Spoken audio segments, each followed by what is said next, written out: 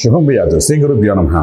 కన్యా రాశి వారికి ఆగస్టు 1వ తారీఖు నుండి 15వ తారీఖు వరకు ఏ విధంగా ఉందనే విషయాన్ని మనం విశేషం తెలుసుకోవడం ప్రయత్నించేద్దాం. కన్యా రాశిలో కుజుడు యొక్క ప్రభావం, అగ్నితత్వం గల గ్రహం అక్కడ ఉన్నాడు. అలాగే షష్ఠ స్థానంలో రాహు, సప్తమంలో మనం చూసుకుంటే శనీశ్వరుడు, అలాగే మనకు ఒకటి రాజ్యాన్ని చూస్తే గురుడు ప్లస్ శుక్రుడు కనిపిస్తున్నాడు, లాభంలో బుధాదిత్యుడు, వ్యయంలో కేతు కనిపిస్తున్నాడు.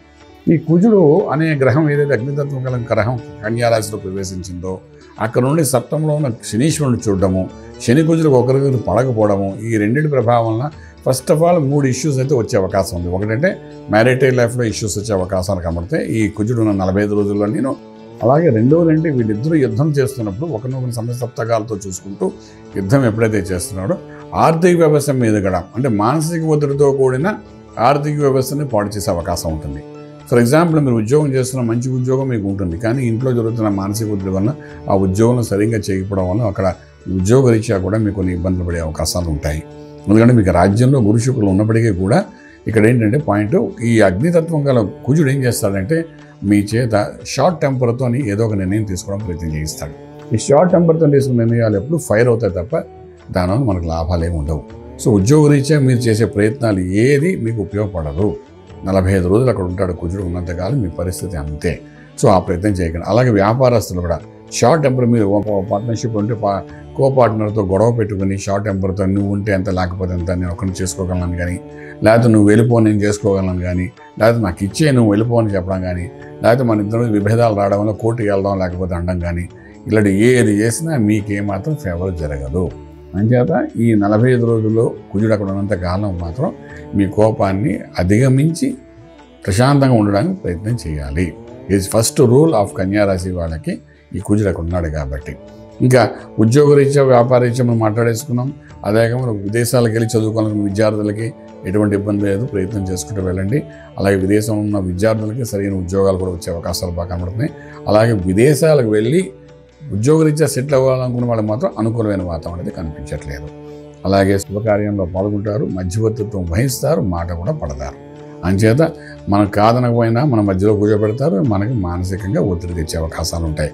అలాగే మీ శుభకార్యంలో మీ చేతుల మీదుగా ఖర్చు కూడా అయ్యే అవకాశం ఉంటుంది, మీకు సంబంధం ఉన్నా లేకపోయినా. ఫర్ ఎగ్జాంపుల్, మీకు మీ సిస్టర్కి ఎవరో మీ మేనకోడకి పెళ్లి జరుగుతుంది, మేనకోడు కాబట్టి మేనల్లుడికి పెళ్లి జరుగుతుంది, అకస్మాత్తుగా ఏదో అవసరం పడింది, మీ జేబులో డబ్బు తీయాల్సి వస్తుంది. అది రాదు, ఎందుకంటే కుజుడు ఎక్కడ ఉన్నాడు కాబట్టి మీ చేత బర్న్ చేయడానికి ప్రయత్నం చేస్తాడు. అంచేత మీకు తిరిగి ఇవ్వడానికి ప్రయత్నం చేయడవాడు. అంచేత ఇవన్నీ జరుగుతాయి. మనకు కాదన్నా అవునన్నా గ్రహాలు మాత్రం మనం మాట్లాడినావు కాబట్టి ఇలాంటివన్నీ జరిగే అవకాశం ఉన్నాయి.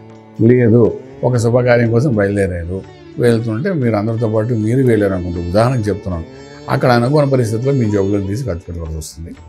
మీకు సంబంధం లేదు కానీ ఖర్చు అవుతుంది. ఏదో రకంగా మీకు ఆ యొక్క ఖర్చు అవ్వడం, తర్వాత భార్యాభర్తల మధ్య అన్యోన్యత కోల్పోవడం, ఓటు వరకు వెళ్ళాం, ఇలా రకరకాలుగా మానసిక ఒత్తిడి తీసుకొచ్చే పరిస్థితి అయితే కన్యా రాశిలో కనిపిస్తుంది. అంటే అంత పాజిటివ్గా చెప్పుకోదగ్గ విషయం ఈ 15 రోజులు మనకు కనిపించట్లేదు. ట్రేడింగ్ చేసుకుంటారా, ట్రేడింగ్ చేసుకున్నట్టు కూడా పెద్దగా లాభాలు ఏమి కనిపించట్లేదు. Especially food industry, pharma industry చేసుకోవచ్చు.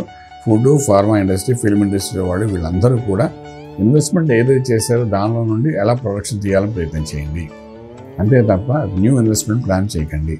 ఎవరో ఒక కథ చెప్పాడు కదా అని హీరో వెళ్ళి ఇంకో కథ వినేసి ఇది ఓకే అని చెప్పడానికి ప్రయత్నం చేయకండి. మీరు అక్కడ బ్లాక్ అయిపోతారు, మిగిలిన అపాయింట్మెంట్స్ మీకు చేయలేని పరిస్థితి ఏర్పడుతుంది. అది హీరో కానీ హీరోయిన్ కానీ.